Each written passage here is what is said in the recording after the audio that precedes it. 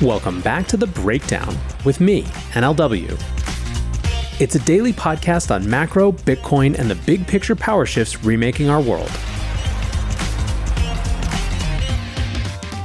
What's going on, guys? It is Thursday, September 25th, and today we are talking about agentic payments and whether Ethereum is the future of finance. Before we get into that, however, if you are enjoying The Breakdown, please go subscribe to it, give it a rating, give it a review, or if you want to dive deeper into the conversation, come join us on the Breakers Discord. You can find a link in the show notes or go to bit.ly/breakdownpod. All right, friends. Well, like I said, today we are kicking off with another update in the world of agentic payments. Coinbase and Cloudflare have teamed up on a new payments protocol for AI called X402. It's designed to allow AI agents to transact with each other directly, enabling machine-to-machine commerce. Now, last week, we covered another AI payments protocol designed by Google in partnership with Coinbase and a consortium of other supporters called AP2. AP2 was designed to solve the problems inherent with AI-enabled e-commerce. In other words, situations where a user has instructed an AI agent to make a purchase on their behalf. Now, this is certainly interesting in its own right, and it does work to solve what is going to be a huge set of problems around introducing agents into the current e-commerce flows. But it also falls way short of the classic crypto industry vision of autonomous AI agents paying each other without a human involved in any way. X402 is a component of AP2, enabling agents to pay using crypto. Wednesday's news was that Cloudflare has taken X402 and integrated it into OpenAI's Agent Software Development Kit and the Model Context Protocol, or MCP. MCP you can think of kind of like an API for agents. It's a protocol that allows agents to interact with various data sources. In this case, MCP integration will act as a common interface so agents can use blockchain payments networks. Coinbase framed X402 as generally unlocking agent-to-agent, agent-to-business, and agent-to-user payments. Cloudflare gave the example that X402 can be used to allow agents to make purchases across multiple vendors, complete micropayments for individual website visits, or power autonomous stock traders. One of the immediate use cases that Cloudflare is looking to bring to market is the idea of pay-per-access web crawlers. There has been growing controversy in the world of AI and internet content around whether AI models should get free access to the open internet. In the past, web pages have given Google's crawlers free access to their data for the purpose of linking to them in Google search. With the rise of AI searches, however, web pages are seeing fewer clicks, and there is a sentiment among some that AI companies are free-riding the open web. Cloudflare's proposed solution is to gate content behind a paywall for AI web crawlers. Over the summer, they proposed this system and a marketplace to arrange transactions, but many of the details about how payments would actually work were left blank. X402 plugs those gaps, allowing an agent acting on behalf of the web crawler to arrange payment with an agent acting for a web page. This would happen all seamlessly and automatically without the need for human input. Coinbase CEO Brian Armstrong commented that to him, this is about enabling the natural next step of AI. He tweeted, "I've been thinking about how internet payments should work for years, or more specifically, how they aren't working and need to improve. X402 is a big step forward. AI agents can now transact value, not just exchange info." Cloudflare and Coinbase are now going to use X402 to conduct the first trial run of what an AI-native agent-to-agent economy powered by stablecoins could look like. Next up, we move out of the realm of technology onto the realm of Wall Street, where Tom Lee has declared that Ethereum is the blockchain that Wall Street needs. Appearing at Korea Blockchain Week on Wednesday, Lee said, "I don't think anyone ever feels that someone's got a fat finger tilting Ethereum in their favor. If you think about how Wall Street operates, they will only want to operate on a neutral chain." Now, Lee is, of course, talking his book. His Ethereum treasury company Bitmine bought another $1.1 billion worth of ETH earlier this week, bringing their total to over $10 billion or around 2% of total supply. That said, the stock is down 13% so far this week. Continuing with his bullish sales pitch, Lee added, "So when I look at that, combined with agentic AI and robots that are really going to create the need for a token economy for robots, a lot of that will happen on Ethereum. In fact, President Trump today just talked about how he needs proof of human to protect us, and a lot of that work is going to be done on Ethereum." Now, Lee is still bullish Bitcoin as well, declaring a price target between $200,000 and $250,000 for the end of the year. However, he believes that Ethereum will outperform and recover its average Bitcoin price ratio, implying a roughly $10,000 price. Now, Tom Lee is a Hall of Fame bull poster, so in that sense, there's absolutely nothing newsworthy about the comments. The interesting part is that Lee has never had the prominence he enjoys at this moment. He's doing the kind of marketing that the Ethereum Foundation never could, explaining the network to TradFi investors. Still, the message does seem to be falling a little flat in markets and causing a ton of controversy on Twitter. There was an entire news cycle in Ethereum land debating whether Lee would be able to influence governance decisions if Bitmine reaches his target of a 5% stake.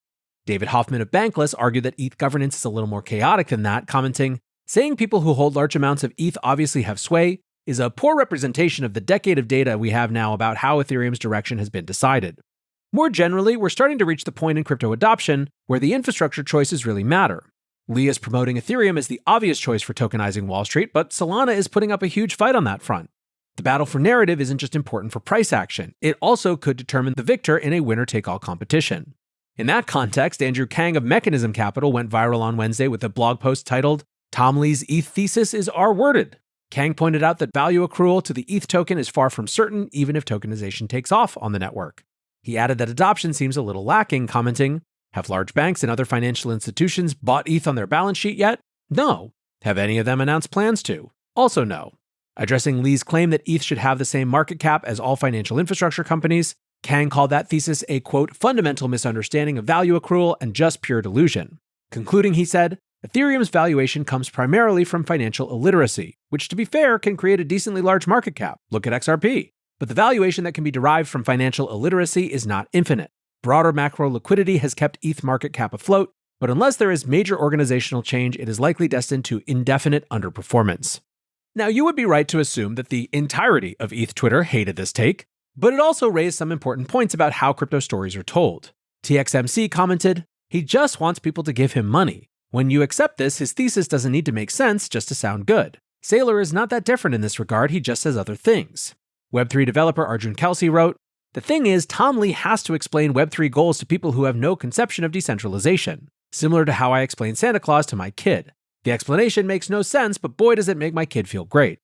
Ramen Panda commented, "Tom Lee is a marketing guy, he's a salesman. Of course you have to be ridiculously stupid to sell. At the end of the day, has he brought money in?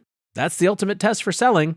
Look, in many ways, Lee is just following in the footsteps of every crypto promoter that came before him. He's telling the story of how ETH could overtake the New York Stock Exchange and the DTCC as the fundamental financial infrastructure.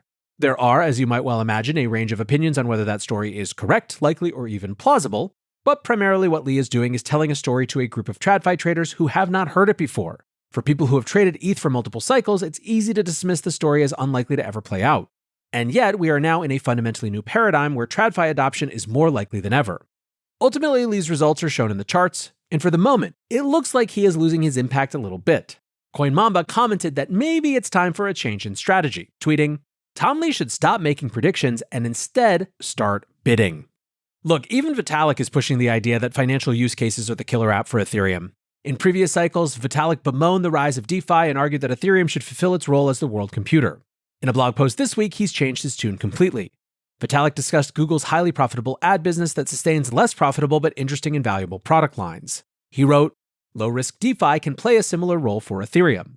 Other applications, including non-financial and more experimental applications, are crucially important for Ethereum's role in the world and for its culture, but they do not need to be looked at as revenue generators."